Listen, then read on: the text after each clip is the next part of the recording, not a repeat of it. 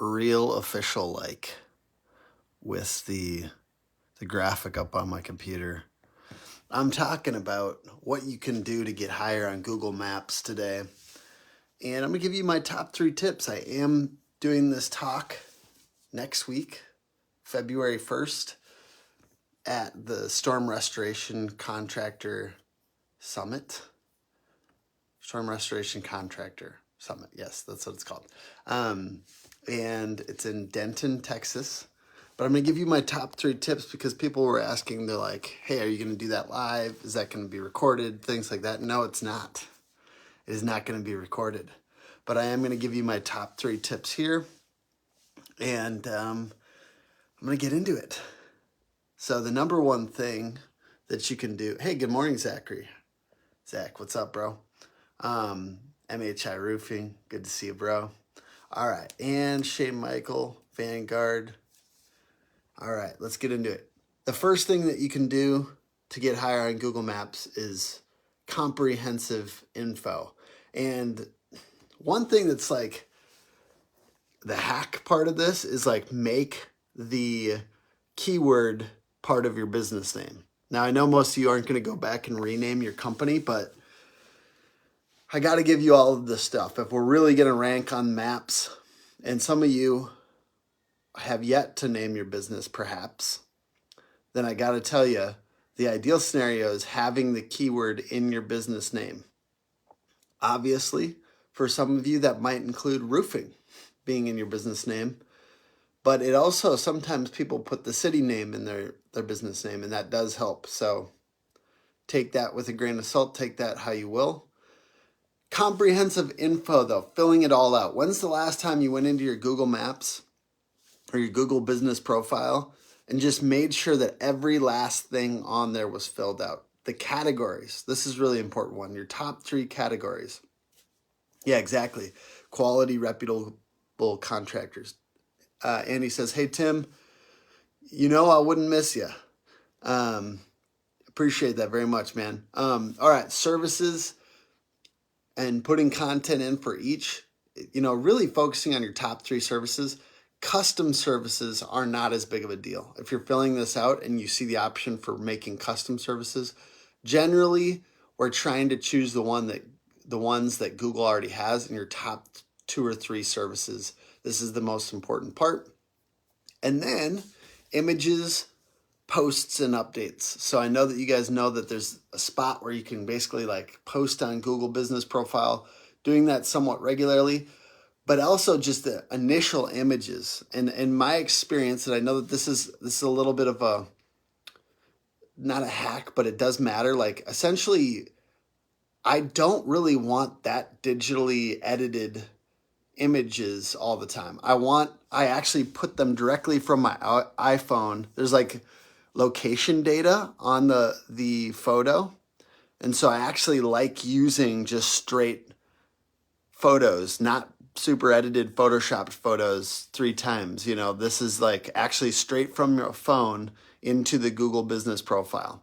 But this is really under the number 1, is adding 3 good pics a day good? Hey, I think at a certain point, it's not necessarily going to keep cranking you up, but I wouldn't tell you not to do it. It's just maybe not the best use of your time unless it's worked into your workflow. So putting these images directly from a phone into Google Business Profile. So all the location data is there.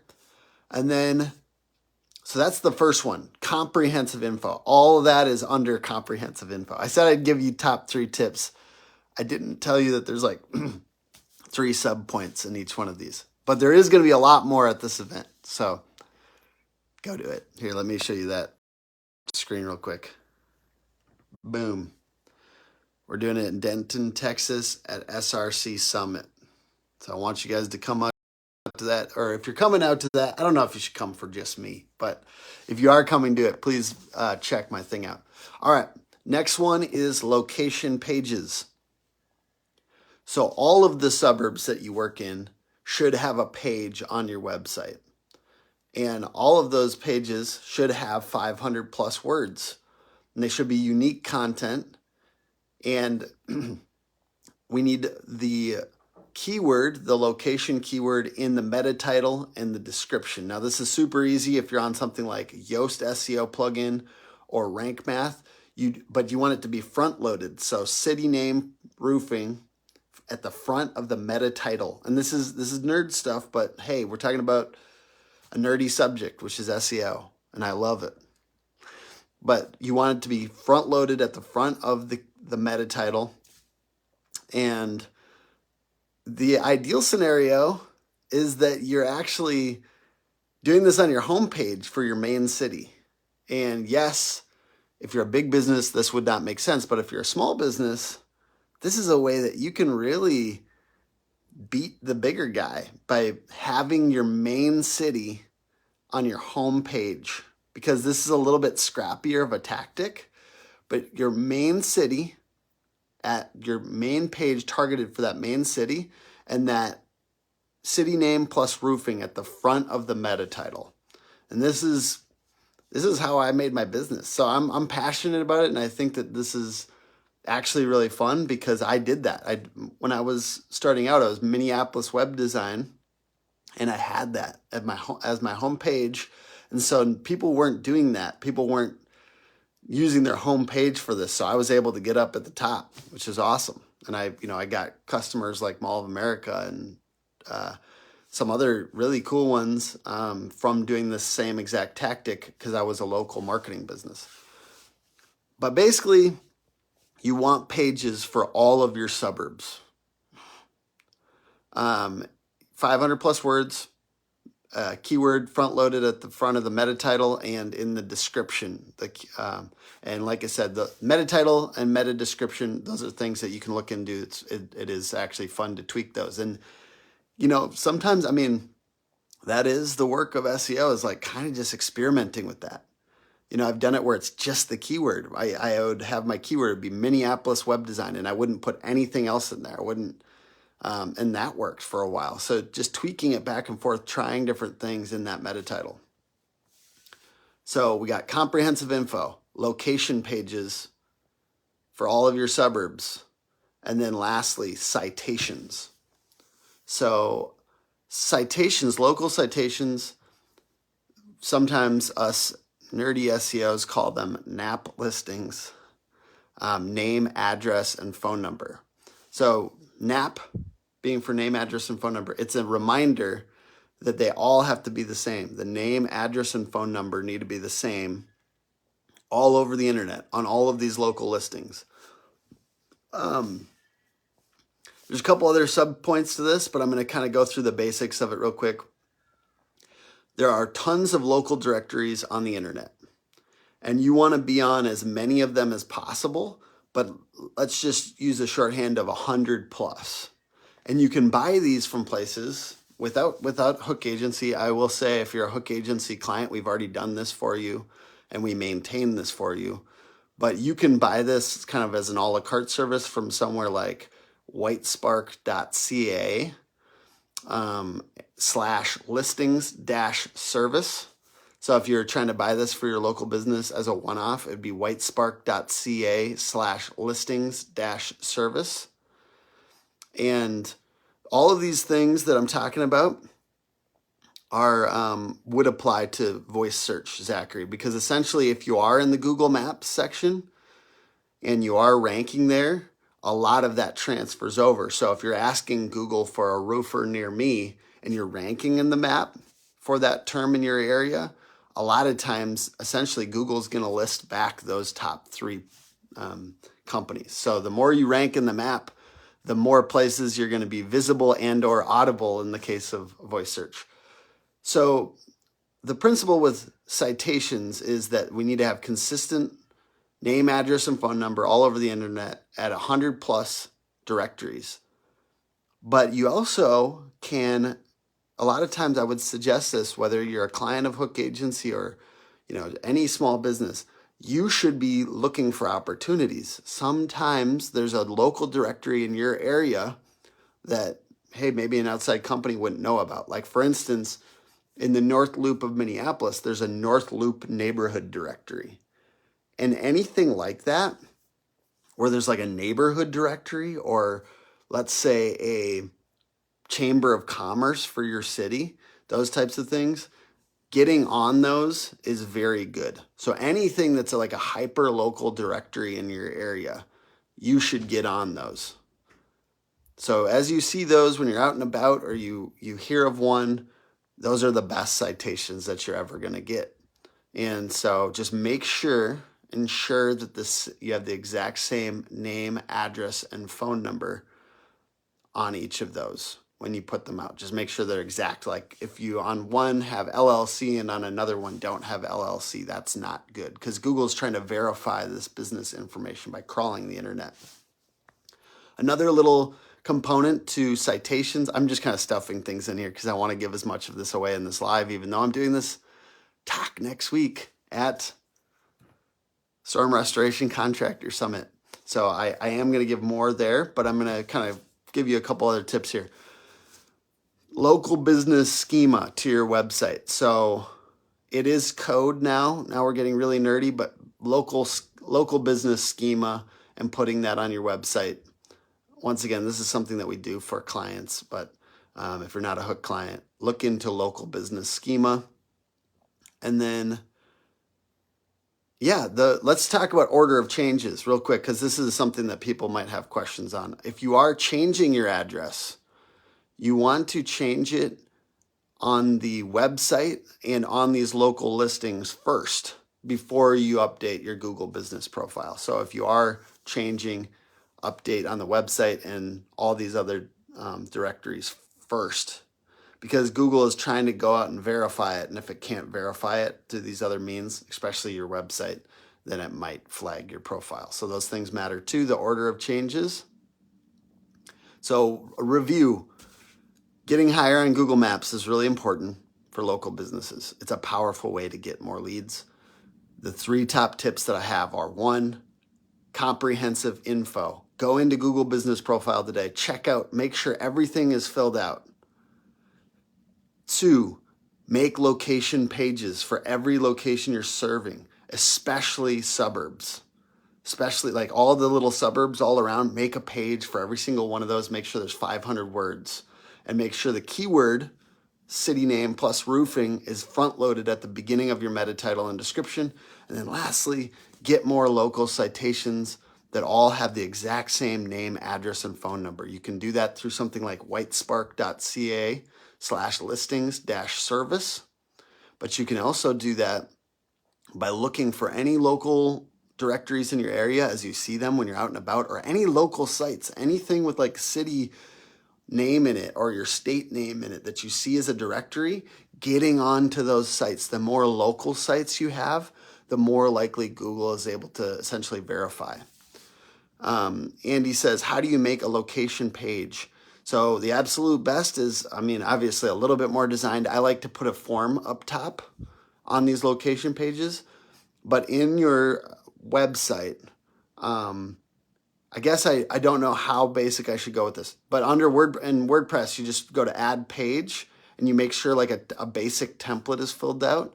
It can go as simple as that, right? Add page and just start filling out content and basically write out content. It's kind of like a secondary homepage. So you want to essentially say, we serve your area.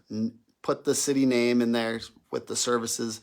This is why we're passionate about serving your area. It ends up being a little like silly, whereas you're filling this out over and over again for different cities. It does take time. That's why most people don't do it. These things are not that hard. They're just not that fun. So most people don't do them. But essentially, it's just creating those location pages and writing 500 words. And then you could do, I call them shoulder topics, because you run out, right? Okay, we serve your area with roofing services. Or, maybe you do it for every single service. So we serve your area with siding services. And this is what we do better than our competitors. And this is why it matters to you, Mrs. Homeowner. And then you could also say, and here's the history of the area. You'll see people doing this. See you later, Shane. Good chilling. I got a lot more tips. They're coming at the Storm Restoration Contractor Summit. Andy, the absolute ideal though too is like once you get this down, they kind of look like the homepage, and they have like some key bullets up top in a form, because most people aren't reading all of this. It is kind of for Google. This content is often for Google. But yeah, Storm Restoration Contractor Summit. I'm going to be doing this talk. It's only a half an hour, so I'm going to get into it, and I'm not going to repeat myself as much, but I'm going to go through every tip that I have. I have about 10 more tips. I hope that these ones, and these are the most important ones, and part of it is knowing what not to do. Thank you, Jason. Knowing what not to do, because there are software companies, there are people that are going to try to sell you on some automated thing that, like, honestly, most of them are not that effective if it's just an automated thing. What I'm asking you to do is to focus on these three in particular: comprehensive info, location pages, and citations. And like, honestly, prioritize these three things above all, because there's just a lot of, it's kind of knowing what not to do so that you can prioritize effectively and avoid wasting time on other stuff. And I think avoiding wasting time on certain tactics might be really helpful for people too, especially if they're kind of running on stuff that's not actually helping them. Eric, what's up, bro? Jason Gasper, what's up? All right, I did my tips. Now I'm just hanging out. What do you guys want to talk about? It's 8:30 here in Minneapolis, or Minnesota. I'm in North Oaks. I'll do a little. I know you guys miss my walks, but it is cold and my throat hurts. Anything else you guys want to talk about before I'm out of here? What time is it where you're at right now? I still don't understand time zones. Bad dad jokes and go. Oh no. Bad dad jokes. Okay, where did the general put his armies?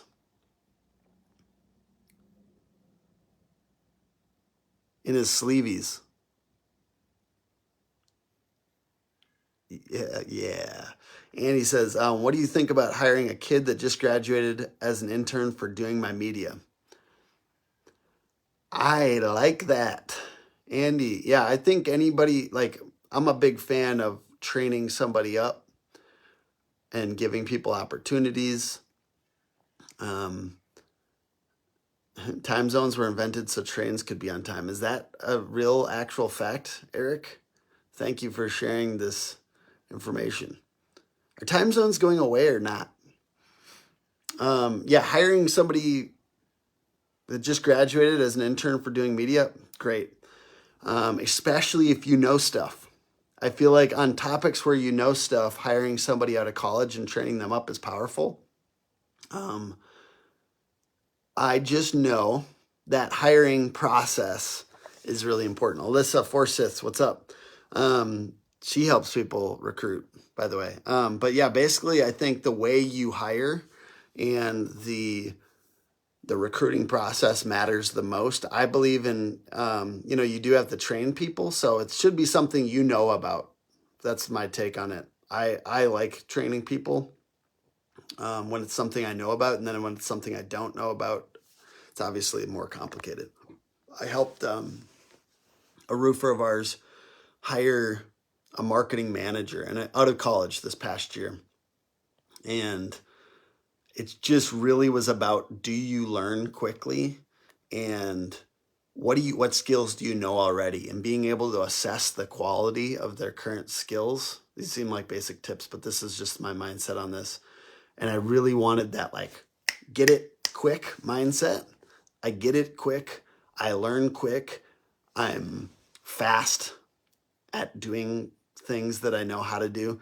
And so I was looking for that. And so it does, that helped me guide this roofer in hiring somebody that was, and now he loves her and thinks she's doing an amazing job. And they're getting a ton of views on videos and TikToks, and she's managing their marketing. So I think that thinking in that way of, like, does this person learn quick? Everyone, is a quick learner. Yeah, if you ask them, yes. You just kind of got to read between the lines. I have interviewed a lot of people. And I know you probably have too, Andy, but like basically like it's reading between the lines, and it's like I always do give me an example of a time where you learned a lot very quickly. Give me an example of a time where you got more done than somebody around you.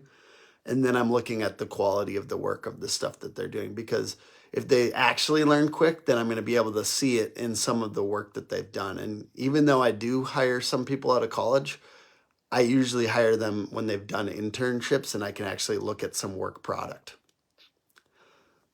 Jen, what's up? Thank you for joining for a second here.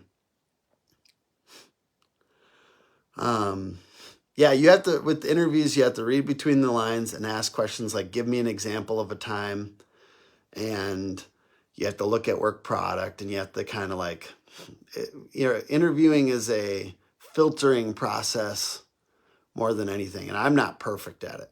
I certainly have made some mistakes, and I think you just kind of have to make a lot of mistakes. Yay. Lots and lots of mistakes. And then time goes on, and those mistakes work themselves out. And then you got to do it again, and then the pain helps you get better. All right, y'all, unless there's anything else you guys want to talk about, I am wrapping up. If you didn't catch the whole thing, watch from the beginning. There's a ton of tips. I tried to give as much away as possible, and 3 very comprehensive tips about getting higher on Google Maps. So I hope you guys check it out if you missed the beginning. And thank you for everyone for joining. And I'll just do one last plug for this event. SRC Summit, 9:30 to 10 a.m. Arabian Room, February 1st. There's a workshop day after the other days. Denton, Texas, and SRC Summit. There's tons of other great speakers, including John Cenac, Steve Soleil, from the CEO, I think it's CMR, which is a huge roofing company, and some other really, really good big roofing companies that have some stuff that I think would be useful to y'all. That is January 30th and 31st is the main event, and then there's a workshop day afterwards that I'm speaking at. I hope it's good. I've never been there. I hope you guys join me so we can all hang out. I need some people to hang with. So if you are going to SRC Summit, I would comment below. Let's hang. I need some people to hang with. All right, y'all. Appreciate y'all.